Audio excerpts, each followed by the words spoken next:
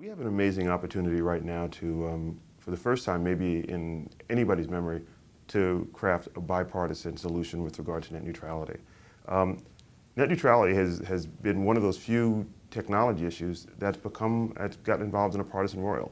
Historically, Republicans and Democrats understood and believed in the need of a strong, vibrant internet economy. There's been lots of agreement rather than disagreement on the internet, but net neutrality disrupted that. The FCC's actions earlier this year imposing Title II has caused an even wider breach between Republicans and Democrats in Washington with regard to internet policy. Many of us believe that there is an opportunity now to work with Republican members of Congress. And in past years, many Republicans thought that any regulation of the internet, including net neutrality, was unneeded.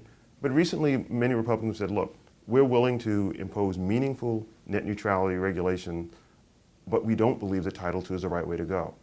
I agree that Title II is not the right way to go. I believe it's not the right way to go for a number of reasons. One, it's overly regulatory. Two, it's not clear that the FCC has the statutory ability to impose Title II. In fact, I would say they don't. Three, it's creating some churn in the investment communities who want regulatory certainty, and while this is going through courts and while Congress is fighting it, while the FCC is fending off attacks on what it's done, we're seeing some lagging in terms of willingness of people to commit to the levels of investment they'd committed to previously.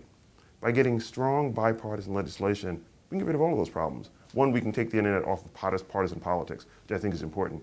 Two, we can give certainty with regard to net neutrality, not worrying about what a court's going to say or not say. And three, everyone will know the rules of the road.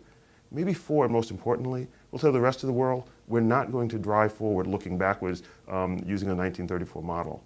The United States has been the most important thinker, provider, mover with regard to internet policy.